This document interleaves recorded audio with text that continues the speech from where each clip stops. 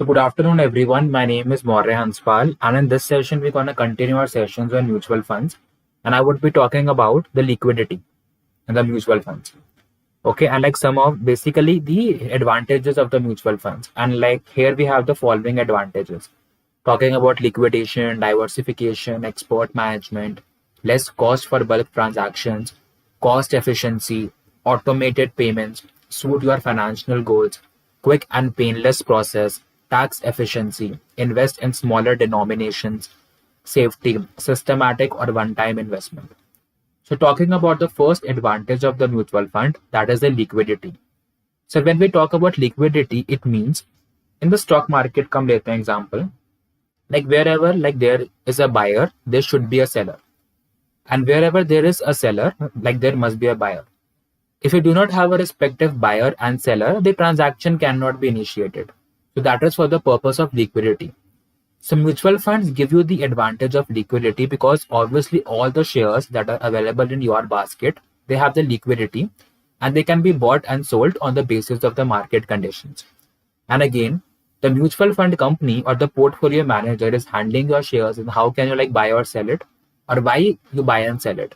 See, the whole task is undertaken by the portfolio manager only or the asset management company under which the portfolio manager works. So he buys and sells the shares on the basis of the market conditions. Like for example, he thinks if one sector is performing like literally very bad, or a particular company or one sector is performing literally very bad, then the portfolio manager would be like selling off the shares of that company and buying the share of a new company. Right? So that the thing that he does. Similarly, if you think that some new emerging theme is coming or some new emerging kind of information or opportunity is coming, basically any emerging theme, opportunity, or something else can come which can increase the performance of an existing company, then the portfolio manager might buy some more shares of that particular company and sell like some of the shares of the other company.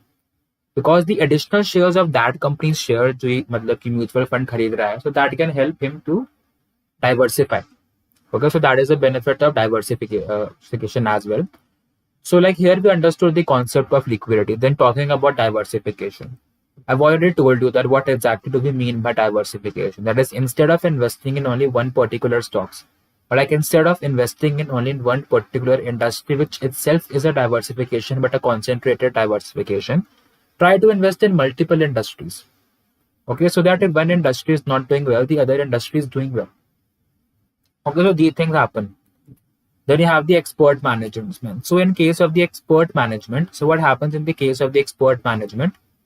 Obviously, the portfolio manager or the mutual fund manager who is handling your shares and all, he's an expert into this.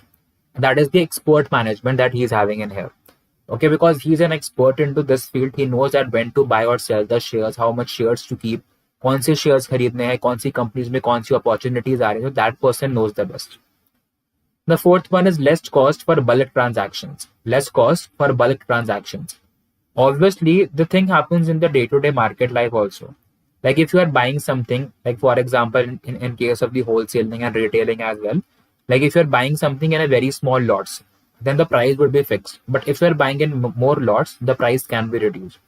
Like for example, if I just buy like 5 pencils for 10 rupees each, then that person would be charging me 5 into 10, 50 rupees, right?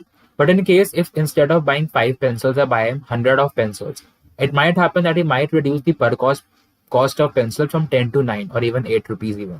और जब बहुत लाखों में deals होती है तो 5 रुपए भी हो जाता है. Okay, so that is something. So same in the case of the mutual fund. Like if your money like is being allocated to a large number of shares and bulk transactions तुम handle कर रहे हो, तुम्हारे अगर एक से ज्यादा mutual funds हैं, so again your per cost can be reduced in the terms of the expense ratio. And what do we mean by the expense ratio? By expense ratio, we mean the total expense, like which is charged, divided by your total AUM. और AUM is the asset under management. मतलब कितने assets हैं उस AMC के पास. Then you have, and again, look for an expense ratio as low as possible. In case of the active funds, where the portfolio manager is helping you out to beat the index and his professionalism and mindset is involved, he'll charge you a higher expense ratio. But in case of an index fund, which is just like mirroring the index, the expense ratio has to be low because there you have no expertise except that कि shares कितने खरीदने हैं because index की ही shares को खरीदे हैं. Okay. Then you have the cost efficiency. So like before talking about cost efficiency, expense ratio का point एक और बोलूंगा. Try to keep the expense ratio as minimum as possible. Index funds का मतलब 0.1 0.2% ही होता है. एक्टिव फंड्स का try कि 1.5 से ऊपर ना हो. नहीं तो अगर आप 6% मान लो, अगर 15% का भी रिटर्न कमा रहे हो, 6% तो इन्फ्लेशन ही है, 9%, 9 में से लाइक 1.5 और माइनस हो जाएगा, दैट वुड बी लाइक 7.5%. ठीक है, तो इससे बेटर है expense ratio is kind of a commission जो तुम्हारे जो रिटर्न्स को खा जाए. So like be aware of that and try कि कम से कम हो. Then you have cost efficiency. Obviously, like you'll have a cost efficiency because first of all, अगर तुम extra pay commission कर भी रहे हो, the manager is helping you out to get the return in the case of the active fund. So a cost benefit balance or एक balance out हो जाता है.